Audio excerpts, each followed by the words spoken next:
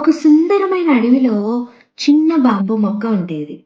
అది పెద్ద పెద్ద చెట్ల మధ్య ఎదుగుతూ వాటిని చూస్తూ దుఃఖించేది. నేను వీళ్ళలా ఎప్పటికీ పొడుగ్గా, బలవంతంగా ఉండలేను అని చిన్న బాంబు మొక్క భావించేది. ఒకరోజు తోటమాలి అక్కడికి వచ్చి ఆ బాంబును గమనించాడు. తోటమాలి నవ్వుతూ చెప్పాడు, ప్రియమైన బాంబు మొక్క, నీకు తెలుసా? నువ్వు ఎందుకు ఇంకా పొడుగ్గా పెరగలేకపోయావో? నువ్వు నీ వేర్లు నేలలో బలంగా పెడుతున్నావు. బాంబు చెట్లు ఇతర చెట్ల కంటే ఎక్కువ సహనంతో, బలమైన పునాదితో నిర్మించుకుంటాయి.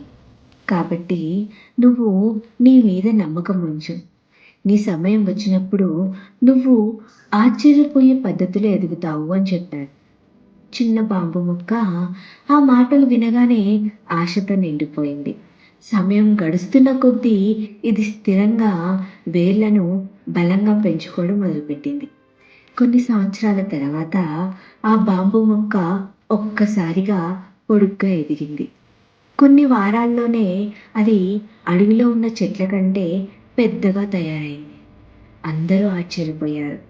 ఈ మధ్యలో వడగళ్ళు, ఈదురుగాలులు వచ్చినా బాంబు చెట్టు ఎప్పుడు విరగలేదు.